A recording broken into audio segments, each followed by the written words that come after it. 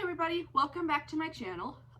Sorry I'm not in any fancy clothes or makeup today. It is -8 degrees outside. I'm not exaggerating. They put out safety warnings all over and I'm trying to conserve heat and energy, so I'm all wrapped up in robes and blankets you can't. So today I'm going to go through the good, the bad, and the meh. I'm going to go through a few books that I think are my top favorite books of the year, a few books I think were the worst books of the year, and a few books that I thought were meh, but worth mentioning because they were interesting to read or they had some significance. Some of the bad books I already mentioned in my DNF book, linked here and in the card up there. You can watch that for a full in-depth on some of the bad books, as I'm not going to repeat myself here. So starting with the bad, as I mentioned that first, so we're going to put New Suitor for the Abandoned Wife. This is a Korean historical manhwa about a abused housewife, Chloe, who is sold at a wife auction by her horrible husband, and a mysterious marquis, I'll find out how to pronounce that someday, buys her, and he seems to have some connection to her past, and he gives her a life she deserves, one where she's not getting hit, where she's not having insults thrown at her, and where she can have anything she wants, and she can enact any kind of revenge that she wants. I was really liking this story until a crazy plot twist comes in, involving the mysterious marquis. You can go watch the DNF video for more explanation, but this plot twist was just so insane. I just dropped the entire story as my suspension of disbelief was shattered. Another on the bad list is Dorian Gray. This is an English classic. This follows a young lord named Dorian Gray who receives a cursed painting. This painting reflects all the wickedness he's done. While he stays young and beautiful, his portrait grows old, ugly, and every wicked deed he does, it turns monstrous. A pretty simple moral code. I read this and I did not realize it was full of anti-Semitism, so I dropped it, and I don't think I'll be returning to any more Oscar Wilde's work. Another on the bad list, according to my notebook here, is Death to Lady White Ferret. This is a Korean manhwa, a fantasy one, about a young princess who must defend her kingdom against evil. She can't stop the evil, so she nukes the entire kingdom and kills everybody. Her punishment for unleashing this magical curse is that she's now an immortal white ferret. Hundreds of years later, she meets a prince of a new kingdom, and they fall in love.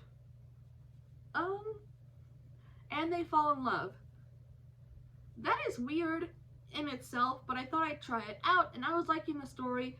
But as I mentioned in my DNF video, it's so inconsistent with the artwork at times. Not quality, just what they're showing. Is she a ferret or a human? I can't tell. She's supposed to be stuck in a ferret form 100% of the time. The plot itself is just kind of weird. Going on to my mid, I'm going to mention They Only Remembered Her. I read about 3 seasons of this. That's over 100 chapters. I would describe They Only Remember Her as the manhwa Violet Evergarden if Violet Evergarden had a harem. Our protagonist was a war hero who fought on the battlefield at a very young age. She is now returning home to live a peaceful life with her brother. Unfortunately, all the hot, sexy men she met on the battlefield now want to drag her into a fight for the dukedom, a fight for the throne, a fight for the church, whatever they feel like, I guess. I feel bad for her because she just kind of want to live a peaceful life, and now she's being dragged to political battles. I don't think she's fit for like any political position, as she's just a soldier who wants to live in a bookstore with her brother and not fight again. Carry On, I'm going to put in the midsection. This is a book by Rainbow Roswell. This is a Harry Potter parody book. So what if Dumbledore was evil the whole time? What if Harry and Draco got together? What if Draco was a vampire? I really like this book, and I really like Rainbow's writing style. My issue with the book has to deal with some of the tropes they used, like when you get bit by a vampire, it sucks out all the melanin in your skin. Which is, I don't like that trope, especially when it's used to turn a character who is supposed to have dark Egyptian skin to pasty white. I find it's very weird. You could have just written him white to begin with, or just kept him with his nice Egyptian skin. I think that's the better option here. Another mid book I'll mention, just because it's way out of her books I usually read, is White Rose. This is a historical fiction book. I'm not sure to call it historical fiction or non-fiction, but it follows the story of a teenage protest group at the time that Hitler was gaining power in Germany, and how they protest various aspects and try to get other people to rise up in a revolution. It does fail, and they all are executed. And it tells their story through prose, and it does elaborate on the story, adding in their own events and adding in some characterization for the real life people. So I guess historical fiction. I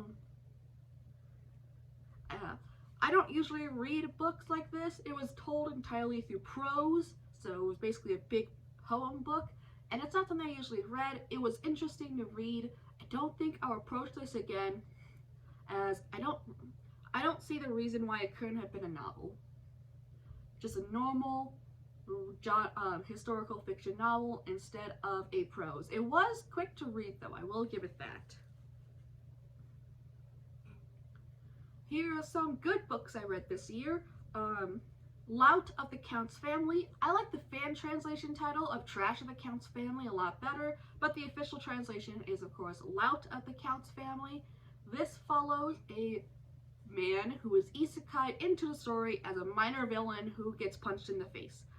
And this man will go to hell and back again to not get punched in the face. I'm not joking. This man will stop a terrorist act just to not get punched in the face. It is impressive on how he uses his knowledge of a series he never completed to help him go through this world and to recruit people, save people, and help people out. And it's also interesting how the main character frames himself as a neutral party when he is obviously not. He has made himself important. There's a dragon, there's a baby dragon, and I love him so much. Nothing bad can ever happen to him.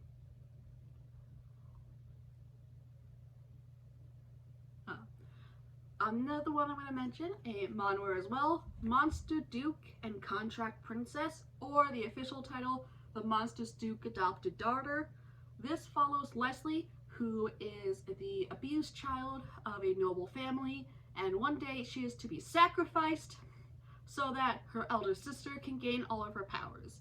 Leslie then uses her powers to break out, goes to the nearby Duke, who is a strong 7-foot tall woman with a deformed face, and asks her if she can be put into a contract adoption in order to save her life. This was super heartwarming, all their good feels.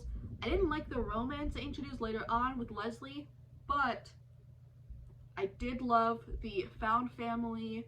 I loved all the characters, and it actually had a good representation of POC characters, which is very shocking for Korean manhwa.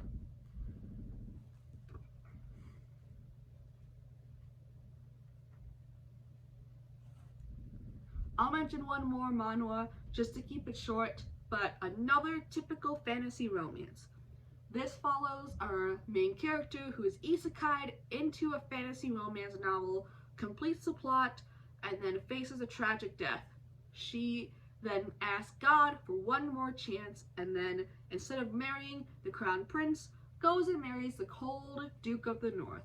And the cold Duke of the North, instead of being some hot Korean looking fella, he is a giant, burly, scarred, covered man. And I love him.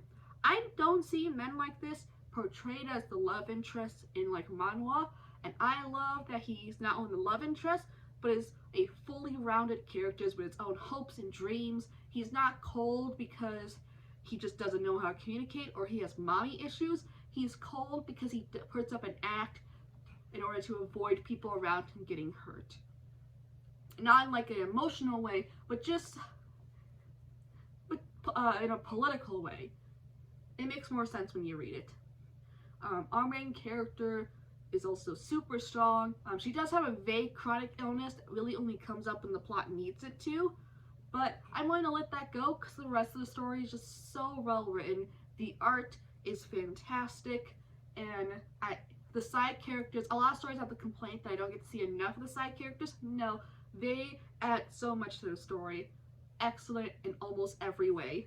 On to the novels I read this year. I finally got into A Darker Shade of Magic by V.E. Schwab. I have read other books by her. I read her middle grade series, City of Ghost and Tunnel of Bones, which is her middle grade series. And I like that enough, so I picked up her adult fantasy books, and everything I wanted from the middle grade I got in this. The world building's super simple. It's super simple. We follow Kel, who is a bodyguard for a prince who also has a rare magical power that allows him to teleport into different dimensions, each dimension having their own London. Each London's color-coded. Again, very simple. Kel then must stop an assassination plot that covers all of the Londons and maybe save the world as well. I love her character writing. It's super strong. Her descriptions of landscapes are also strong as well. It's cold.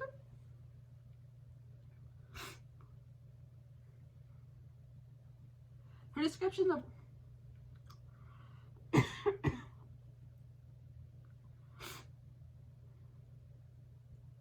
I'm getting sick, every coworker with a sick kid's going down with me.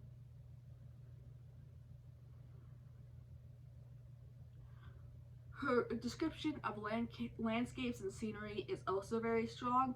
I loved a lot in this book. Even though this book had the I'm not like other girls tropes with one of its characters, I still loved it.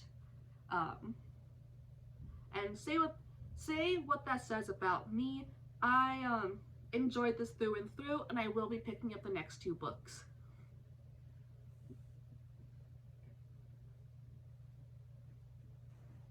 And I've left, well, before I talk about the big series I read this year, I'm going to pick up the surprise book I enjoyed, Blood Wounds by Susan Beth Pfeiffer. This is a contemporary story, fiction story, about a girl whose bio dad kills all of her stepsisters and her stepmother and then himself before he kills her, his first child.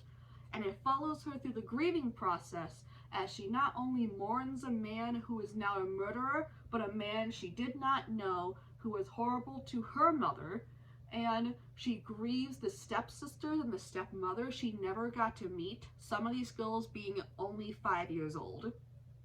It's a very heartbreaking story, and for those who do not have dads in their life, they might find some of the points in the story to be very relatable in a way that almost feels like an attack. And the way the author was able to capture this was really good. Some of the lines in this book that I loved will be like, every perfect family is the same, but every imperfect family is different. I don't see anybody talk about this, so please check it out. It's a really good book. And finally, the last of my good books is, of course, Scum Villain Self-Saving System by MXTX, or her full name, Mo Zong Tongzu. I hope I said that right. I have bought enough of her books. I should know how to pronounce her name. So Scum Villain is 4 books long. You're wondering why I have 5 books in my hand. It's because I got both special editions books this This one's the Barnes & Noble's exclusive with the pull-out art in the back.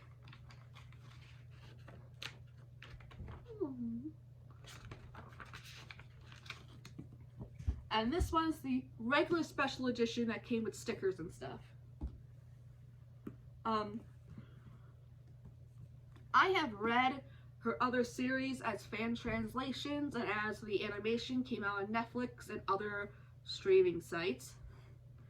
And she has to be one of my favorite authors, but this series has to be one of my favorite series from her. It follows a man who is isekai into his least favorite novel, a novel he actively hates, a novel that he talks 24/7 about how he hates, and he rants, and he would be the kind of person that made YouTube essays on how much he hates this book, and he gets isekai'd as the main villain of the book. It is a romance, by the way, but it is hilarious. I love the parody of male romance tropes the series constantly puts out. I love some of the lines. There's one scene where our main character goes, you know, in the book, when the love interest got poisoned, she got cured by boinking the main character. Now that I've been poisoned, I guess I have to boink the main character. That's so silly. That could never happen. It is so funny that is his internal dialogue, because that's what I was thinking at the same time. They don't boink. Well, I won't give spoilers. They don't boink at that point. I would have to say it is a teacher-student romance. There's no romance until the student is like 23. And there's some points that are just not consensual, but the rest of it is so good. I don't actually care too much. Usually like Dark Vanessa is on my bad list this year. I did not like it. For a myriad of reasons, including the very graphic scenes about a 35-year-old man having intercourse with a 15-year-old girl. Disgusting, gross, but stuff like that doesn't happen here. Do they boink? Yeah, when they're both in their 30s. And the rest of it's just funny. It is hilarious. It is a hilarious breakdown of male power fantasies, of sexist tropes. Out of all of MXTX worked, this one has the most female characters, shocking enough, as her first debut novel. And I'm going to make a full video just going into the first chapter of this book, because the first chapter is the worst thing I've read in my life, and I think it's perfect and it describes this book in the best way possible. And I say worst thing in my life in a positive way that I will go into another day. And you can tell this is my favorite because I have both copies of the special edition.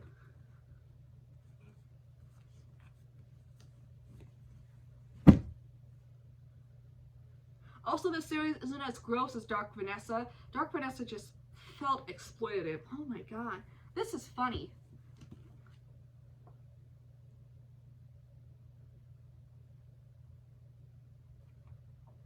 What's my favorite scene?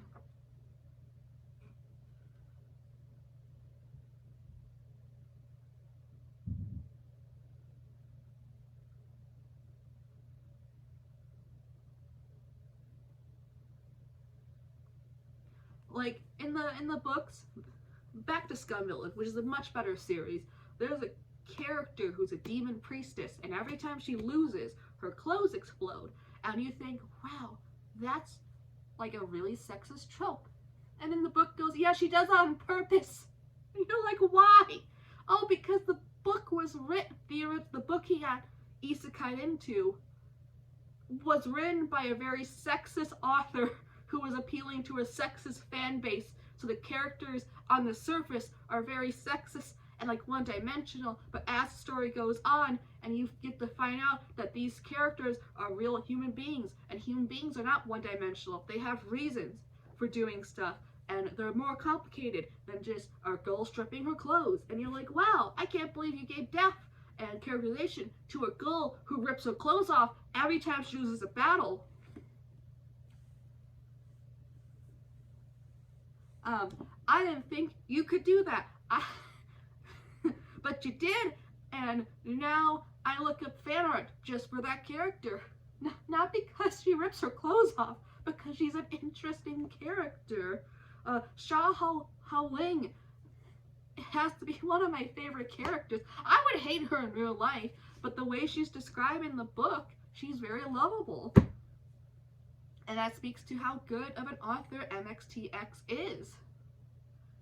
But yeah, if you've read any of the books or manhwa that I have shown in this video, please comment below. Tell me what you think. What was the best, worst, and most mid books you read this year? Let me know in the comments. Let's have a discussion.